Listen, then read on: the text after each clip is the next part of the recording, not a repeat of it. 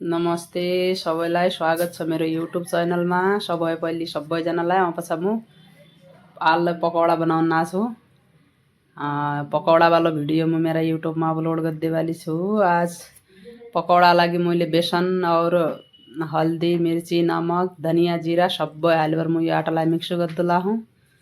यसलाई एकदम पन्याल्लो नाइ बनाउनु पर्यो, एकदम डल्लो नाइ बनाउनु पर्यो। मिडियम साइज बनायो भने सजिलो हुन्छ बनाउनलाई।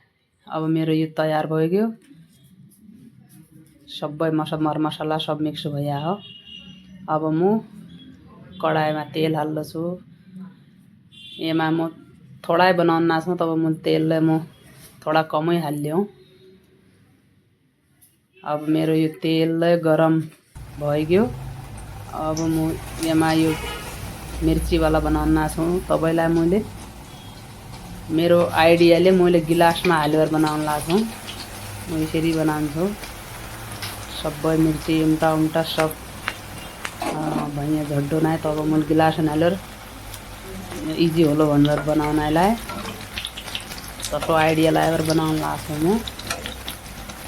मेरा पकौडा मिर्ची वाला यसलाई निकेर पाक्न दिनु पर्यो भित्र, न त काच्चो रहन्छ बेसन और मिर्ची। अब यो भया झुल्छ।